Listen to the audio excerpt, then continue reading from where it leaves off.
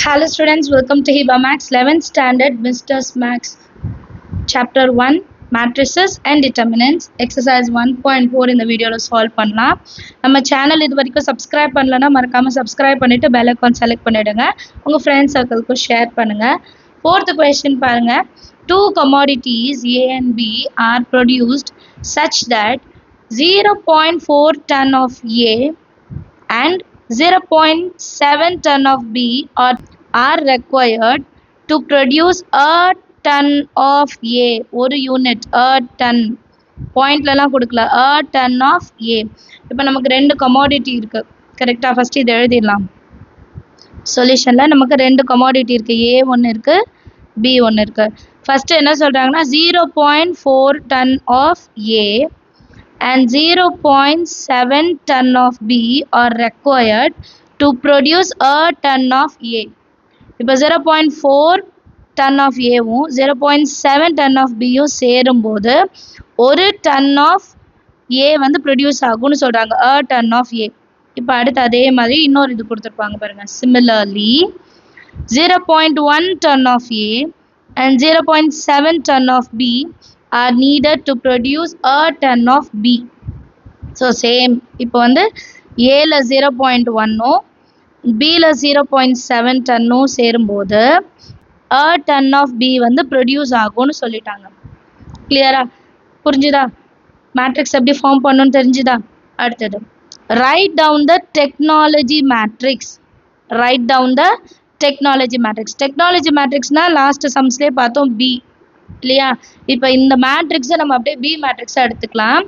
எப்போ நமக்கு வந்து ரிசல்ட் வந்து a ton of ஒரு யூனிட் மொத்தமாக கொடுக்குறாங்களோ அப்போ நம்ம இந்த மாதிரி எடுத்துக்கலாம். அப்படி இல்லைன்னா நம்ம வந்து B11 B12 கண்டுபிடிப்போம், A11/x1 அந்த மாதிரி கண்டுபிடிச்சிட்டு செய்வோம். பட் இந்த கொஷினில் அவங்க என்ன கொடுத்துருக்காங்கன்னா டைரெக்டாக a ton of A a ton of B யூனிட்ல ஒரு யூனிட்டாக கொடுத்துட்டாங்கன்னா நம்ம அந்த மாதிரி கண்டுபிடிக்க வேண்டாம். அப்படி கண்டுபிடிச்சாலும் இதே ஆன்சர் தான் வரும். ஸோ டெக்னாலஜி மேட்ரிக்ஸ்ன்னு எழுதிடலாம்.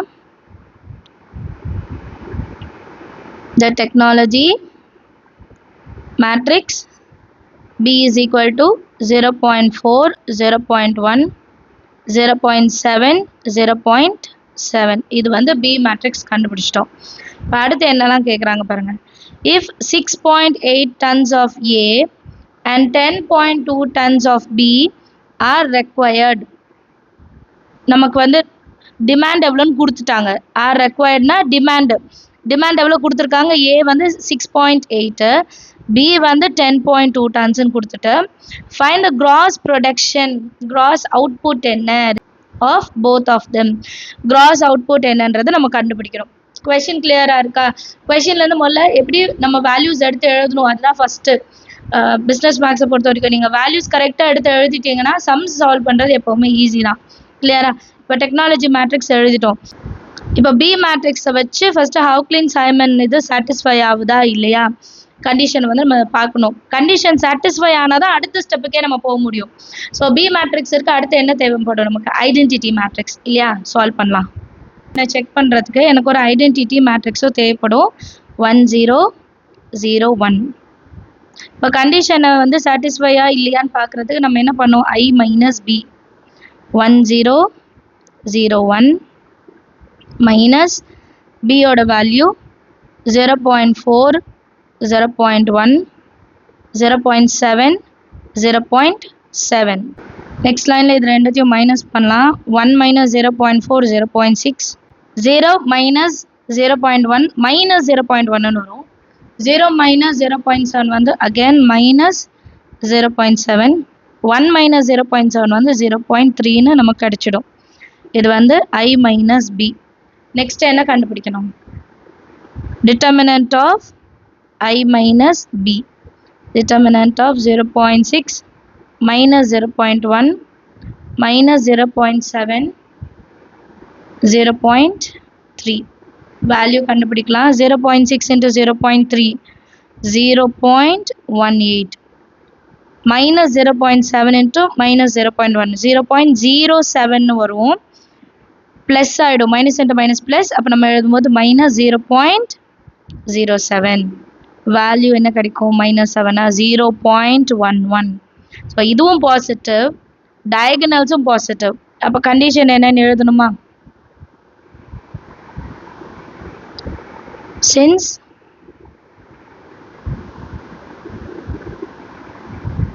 since the diagonal elements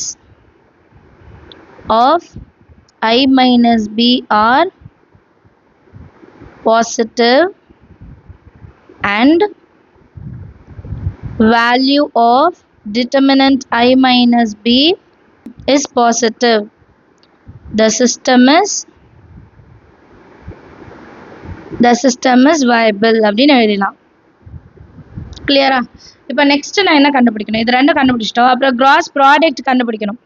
cross product கண்டுபிடிக்கிறதுக்கு x is equal to I minus b inverse into d. dன்றது நம்மளோட டிமாண்ட். சரிங்களா?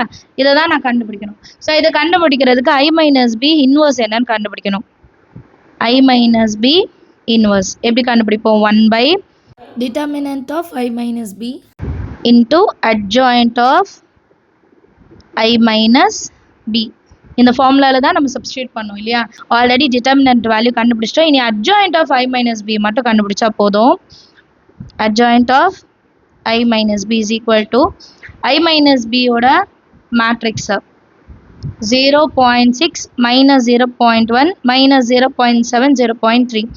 adjoint கண்டுபிடிக்கிறது என்ன பண்ணும்? ஃபர்ஸ்ட் டயகனலை மாற்றி எழுதிக்கணுமா? 0.6 கீழே வந்துடணும், 0.3 மேலே வந்துடணும். 0.3 0.6 அண்ட் செகண்ட் டயகனலோட சைன்ஸை மாற்றி எழுதணும். மைனஸ் 0.1 ப்ளஸ் 0.1 மைனஸ் 0.7 ப்ளஸ் 0.7 மாற்றி எழுதிட்டா போதும். 2/2 மேட்ரிக்ஸ் வந்து ரொம்ப ஈஸி இல்லையா adjoint கண்டுபிடிக்கிறதுக்கு? இப்போ டேரெக்டாக சப்ஸ்டிட்யூட் பண்ணிட்டா போதும். I minus b inverse is equal to 1 by determinant value எழுதிட்டு நான் adjacent of I minus b value எழுதிட்டேன். இப்போ x ஓட வேல்யூல இதை சப்ஸ்டிட்யூட் பண்ணலாம். என்ன I minus b inverse into d மேட்ரிக்ஸா அதை எடுத்து எழுதிக்கலாம்.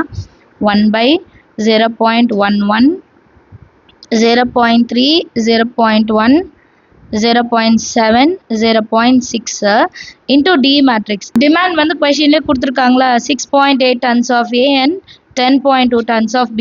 அப்போ இங்கே வந்து நம்ம டி மேட்ரிக்ஸ்னே அதை எழுதிக்கலாம்.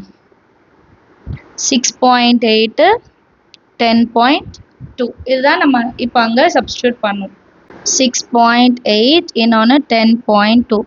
ஸோ இந்த ரெண்டு மேட்ரிக்ஸை இப்போ மல்டிபிள் பண்ணால் போதும். 0.11 ஃபர்ஸ்ட் ரோ ஃபர்ஸ்ட் காலம் இல்லையா?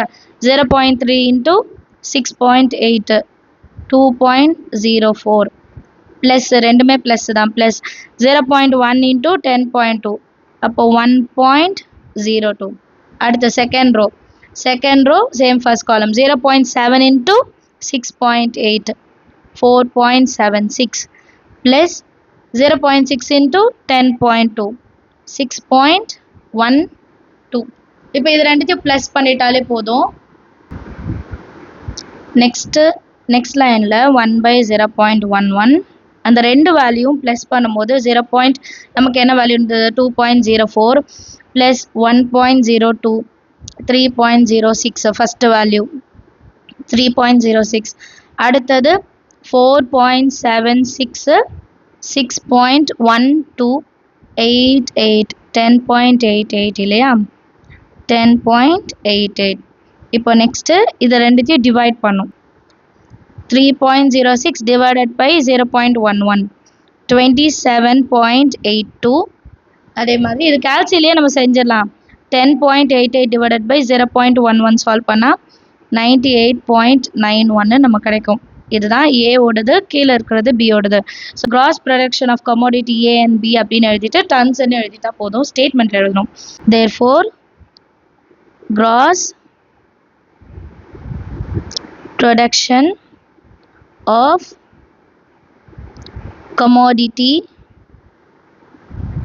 A and B are 27.82